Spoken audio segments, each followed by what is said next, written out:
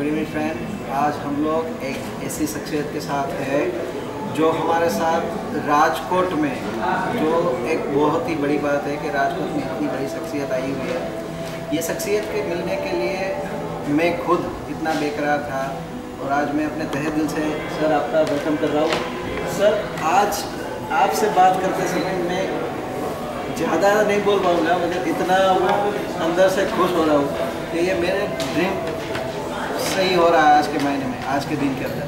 Sir, आज दो चीज़ पे आपसे कुछ सुनना चाहूँगा। एक अबाउट योर सेल्फ और journey and tiger as well as smart के बारे मेरे बारे में ऐसा है कि आज से करीबन 29 ईयर्स अगो, 29 साल पहले मैंने अपना करियर एज ए सेल्समैन चालू किया था, as a rejected salesman in Eureka Forbes.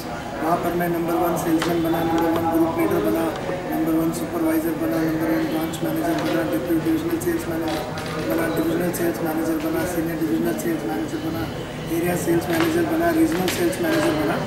इस तरह से जब मैं वहाँ से निकला था तो youngest, fastest and richest employee of Eureka Forbes और दुनिया का सबसे जाना माना सेल्स का बंदा माना जाता था।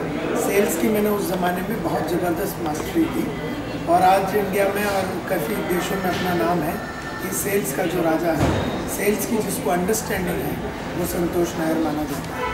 वो हो गया एक बात। वहाँ से हम as a deputy general manager real value बोल के एक फायर एक्सटिंग्विशर कंपनी में काम करते थे और बाद में 4 साल एक ट्रेनिंग कंपनी में काम करते थे।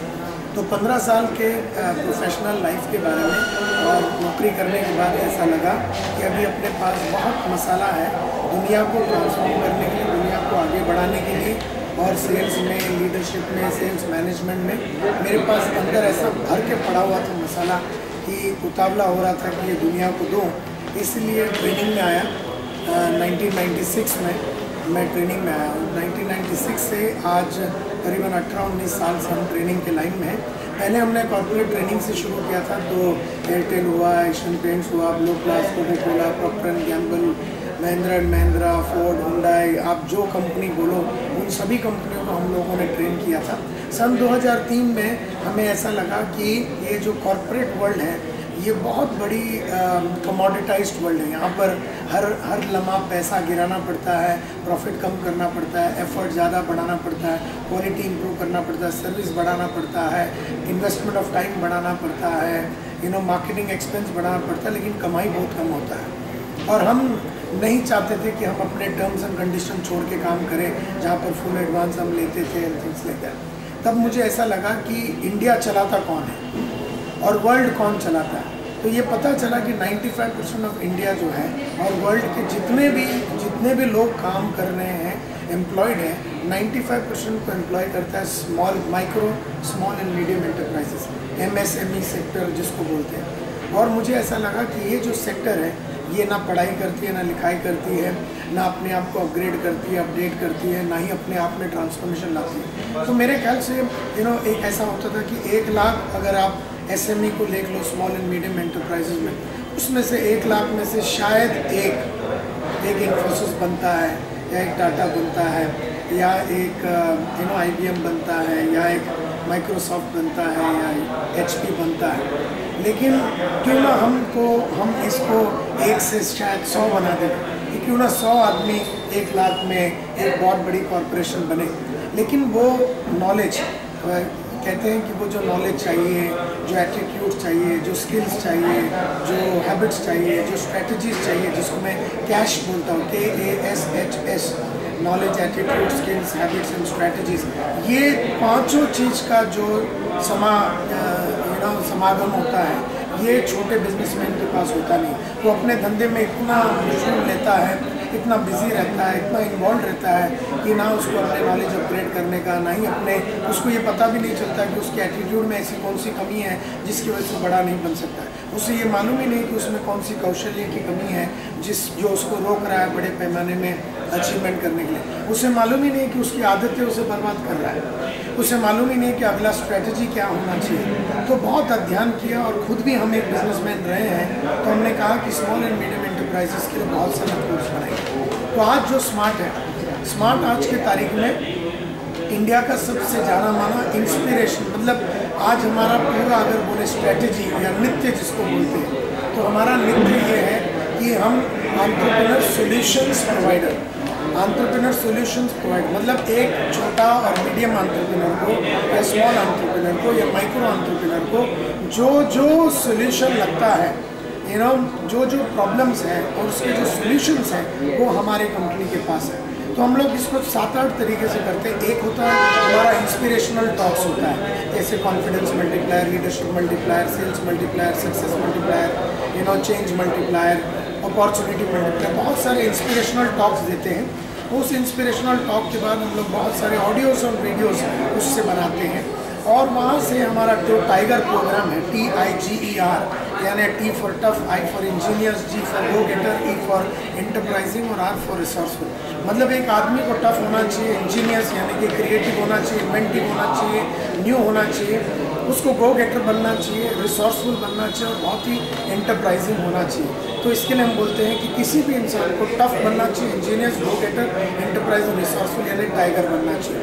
तो आज हम लोग सभी टाइप के बिजनेसमैन को टफ बनाने के चक्कर में है, सभी टाइप के बिजनेसमैन को इंजीनियर्स, गो गेटर, एंटरप्राइजिंग और रिसोर्सफुल बनाने के चक्कर में। इसके लिए हमारे पास टाइगर बोल के एक प्रोग्राम है जो 14 सेशन का प्रोग्राम होता है, पर्सनल ट्रांसफॉर्मेशन, जिसमें हर टाइप का लीडरशिप के ऊपर, कम्युनिकेशन के ऊपर, कैसे अपने आप को पेश करना, ये सब सिखाया जाता है। उसके बाद वहाँ से फाउंडेशन गुरुकुल, जो छोटे एंटरप्रेन्योर्स हैं उनके लिए फाउंडेशन गुरुकुल, थोड़ा और बड़े हो जाएंगे तो एंटरप्रेन्योर गुरुकुल, थोड़े और बड़े हो जाएंगे तो निर्वाणा गुरुकुल। ऐसे बहुत सारे अलग अलग प्रोग्राम जो 6 महीने से 1 साल से 2 साल। और हमारी खास बात यह है कि इम्प्लीमेंटेशन, हमारा जो ब्रांड प्रॉमिस है 100% इम्प्लीमेंटेशन थ्रू सीजलेस पावर, यानी हम लोग जो सिखाते हैं हम लोग आपसे इम्प्लीमेंट करा के लेते हैं, खाली पढ़ के भूल जाना ऐसा नहीं होता है। तो ये है स्मार्ट, एक एंटरप्रेन्योर ट्रांसफॉर्मेशन कंपनी। ये है संतोष नायर, एक दुनिया का सबसे बड़ा इंस्पिरेशनल स्पीकर और एक सेल्स गुरु, कॉन्फिडेंस गुरु माना जाता हूँ। कम से कम 150 सीडीज़ हमारे कंपनी में है जो इंसान अपने आप को बदलने के लिए यूज़ कर सकता है। बहुत सारे ऑपरेशंस हैं हमारे, मुंबई में है, हमारे केरला में ऑपरेशंस हैं, अहमदाबाद में है, पूना में है, नासिक में है, रायपुर में है, राजकोट में है और सूरत में है। सभी जगह पे हमारा ऑपरेशंस है। अभी इसको इंडिया लेवल पे ग्रो करेंगे और वर्ल्ड लेवल पे ग्रो करेंगे और आज से करीबन 17 साल के अंदर 2031 में हम लोग वर्ल्ड के सबसे बड़े ट्रांसफॉर्मेटिव एंटरप्रेन्योर कोचिंग और कंसल्टिंग कंपनी बनेंगे, ये मेरा उम्मीद है।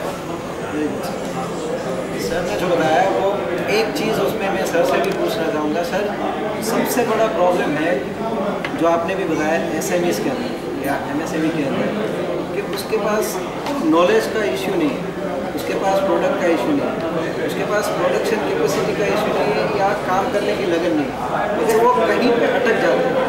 वो अटक कौन से एम या कौन से ऑब्जेक्ट से अटक जाते हैं, उसके ऊपर ब्रीफ आप थोड़ा बता सकते हैं? 2 बातें होती हैं। एक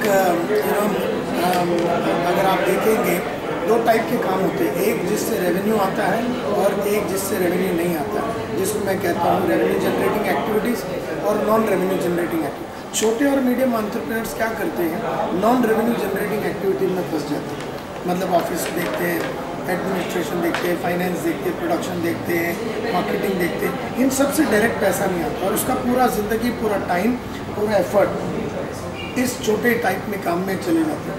अब ये सभी चीज़ों के लिए मार्केट में प्रोफेशनल्स अवेलेबल है, अकाउंट्स प्रोफेशनल अवेलेबल है, मैन्युफैक्चरिंग के लिए अवेलेबल है, सर्विस के लिए लोग अवेलेबल है, ब्रांडिंग के लिए लोग अवेलेबल है, मार्केटिंग के लिए लोग अवेलेबल है, फाइनेंस के लिए लोग अवेलेबल हैं, HR के लिए लोग अवेलेबल है, एडमिनिस्ट्रेशन के लिए लोग अवेलेबल है, IT के लिए लोग अवेलेबल है। लेकिन ये इनको लेके उनसे टीम बना के उनके हाथ में छोड़ के अपने आप को नॉन रेवेन्यू जनरेटिंग एक्टिविटी से निकलते नहीं और इसीलिए वो फंस जाते हैं एंटरप्रेन्योर चक्रव्यूह में फंस जाते हैं। इसका मतलब है कि they are loaded with a lot of junk activity. Junk का मतलब है नॉन रेवेन्यू जनरेटिंग एक्टिविटी जो कंपनी की अपॉर्चुनिटी को मैक्सिमाइज नहीं करती है, एक्टिविटी जो कंपनी को आगे नहीं बढ़ाएगी, उसमें वो फंस जाता है। और नॉन रेवेन्यू जनरेटिंग एक्टिविटी के करने की वजह से एनर्जी भी डाउन हो जाता है और नॉन रेवेन्यू जनरेटिंग एक्टिविटी करने की वजह से उसका विश्वास भी कम हो जाता है और नॉन रेवेन्यू जनरेटिंग एक्टिविटी करने से वो घबरा भी जाता है और उसके लिए उसकी रिस्क टेकिंग एबिलिटी खलास हो जाती है। एंड देयरफॉर मेरा हमेशा ये मानना है कि उसे रेवेन्यू जनरेटिंग एक्टिविटी करना है। लेकिन किसको डेलीगेट करे, कैसे डेलीगेट करे, कैसे डिसेंट्रलाइज कैसे एम्पावर करे लोगों को, ये उसको मालूम नहीं होता। ये उसे सीखना पड़ेगा क्योंकि उसको प्रोडक्शन के बारे में मालूम है, प्रोडक्ट के बारे में मालूम है, कस्टमर के बारे में मालूम है, लेकिन उसने एंटरप्रेन्योरशिप के ऊपर एक धंधे वाला कैसे आगे बढ़ना चाहिए और क्या करना चाहिए और क्या नहीं करना चाहिए, इसकी उसने पढ़ाई नहीं की। और ये छोटा सा धंधा चलाते हुए भी वो सक्सेसफुल है, गाड़ी ले लेता है, बड़ा बंगला, राजकोट में बड़ा बंगला ले लेता है, तो उससे सब कुछ ऐसा लगता है मैंने तो बद्दू आवरेज है। तो मेरे को तो सब मालूम है और ये जो सब कुछ मालूम है और मुझे और कुछ भी मालूम करने की ज़रूरत नहीं है। और मेरे पास 20 साल का जो तजुर्बा है, तजुर्बा तुम्हारे पास क्या है? तजुर्बा है 20 साल से तुम ही चेक साइन करो, ये थोड़ी ना कोई तजुर्बा होगा। 20 साल में तुमने 20,000 आदमी को खड़ा किया, 20 आदमी से तुमने चेक साइन कराया, सब काम में तुम इन्वॉल्व नहीं थे, लोग तुम्हारे बिना कंपनी चला रहे, ये तजुर्बा होना चाहिए था। लेकिन तजुर्बा ये है कि मेरे बिना कंपनी चल ही नहीं सकता, ये कोई अच्छी तजुर्बा नहीं है। और इसीलिए वो फंस जाते हैं ऐसे छोटे छोटे कामों में और पढ़ाई ना करने की वजह से और अपने आप को डेवलप ना करने की वजह से ये वो फंसते हैं। सर इसी में एक पॉइंट आता है कि ये सारा करने के लिए एसोसिएट कर लिया, सबको ले लिया, फंड का इशू ऑलवेज एसएमईज को ज़्यादा है, तो फंड्स के लिए वो कैसे मिलते? देखिए फंड, अभी देखिए जिसका ध्यान ही नहीं है फंड को मैक्सिमाइज करने में, तो फंड में फंसेगा ही फंसेगा। अगर वो मैक्सिमाइज करने में, रेवेन्यू जनरेशन में वो ध्यान देता है तो फंड का कोई प्रॉब्लम नहीं होना चाहिए। फंड वो जो चला रहा है वो कंपनी के लिए इनफ है, लेकिन जो बड़ी छलांग लेनी है उसे इन्वेस्टर्स को लाना चाहिए, प्राइवेट इक्विटी को लाना चाहिए, पार्टनर्स को लेना चाहिए और लोगों को लेना चाहिए। लेकिन ये जो है 100% ओनरशिप का जो एक कीड़ा लगा हुआ है छोटे बिजनेसमैन को कि पूरा 100% मैं हूँ ओनर बनूंगा, तो ये बड़ा प्रॉब्लम हो जाता है। जैसे नारायण मूर्ति को अगर देखेंगे 0.33% शेयर है उनके पास। एक कंपनी जो उन्होंने और 7 जन ने मिलकर शुरू किया उसमें सिर्फ 0.33% है। आज अगर सुनील मित्तल को देखेंगे एयरटेल में, तो उनके पास खुद के पास मेरे ख्याल से 20-25% से ज़्यादा नहीं होगा। महिंद्रा एंड महिंद्रा में महिंद्रा जो फैमिली है, ट्रस्ट है, उनके पास सिर्फ 17% है और वो owned by public, owned by other people है। तो फंड तो आपको लेना पड़ेगा। फंड के लिए अच्छा फंड आपको कौन देगा? जब आपका कंपनी सिस्टम ड्रिवन है। मैं हमेशा कहता हूँ एक कंपनी होता है इंडिविजुअल ड्रिवन होता है, बाद में वो सिस्टम और प्रोसेस ड्रिवन होता है, बाद में वो डेटा ड्रिवन होता है, बाद में कल्चर ड्रिवन होता है और बाद में कलेक्टिव कॉन्शियसनेस ड्रिवन होता है। लेकिन इंडिविजुअल ड्रिवन से उसे सिस्टम और प्रोसेस ड्रिवन बनाना या एंटरप्रेन्योर का काम है, लेकिन उसे मालूम नहीं हो सिस्टम और प्रोसेस कैसे डालना है। इसके लिए उसे पढ़ाई करनी पड़ेगी। वहाँ से उसको डेटाबेस कंपनी बनना पड़ेगा जहाँ पर सिस्टम तो डाल दिया लेकिन उसकी इम्प्लीमेंटेशन हो रही है कि नहीं, ये डेटा बनाना चाहिए, बताना चाहिए। और उसके बाद वो कल्चर ड्रिवन होता है, यानी हर आदमी के अंदर एक स्पेशल कल्चर और कंपनी के अंदर जैसे फुल एडवांस लेने का कल्चर, एक्सेलेंस का कल्चर, इनोवेशन का कल्चर, एंथुजियाज्म का कल्चर, नई चीज़ें करने का कल्चर, ग्रोथ का कल्चर, ये कल्चर को बिल्ड करना, वहाँ से वो कलेक्टिव कॉन्शियसनेस में आता है। तो ये सब के लिए गहरा अध्ययन करना पड़ेगा और अपने आप को देखना पड़ेगा कि मुझ में क्या कमी है और मुझ में जो कमी है वो एक्सेप्ट करना। ये एक्सेप्ट करना ये बहुत बड़ी बात होती है, लेकिन ये ज़्यादातर small and medium entrepreneurs accept नहीं करते और इसीलिए वो फंस जाते हैं। अगर एक्सेप्ट कर लेवे कि मुझे सिर्फ वही मालूम है जो मालूम है और मुझे बहुत कुछ नहीं मालूम है जो नहीं मालूम है, और जो नहीं मालूम है उसे जानने की वो जब कोशिश करता है तब जाके तो फंड का सिचुएशन क्लियर होता है। और अपने से स्मार्टर आदमियों के साथ अगर आप काम करोगे तो वो लोग आपके लिए फंड जमा करके देंगे और ये बहुत जरूरी है।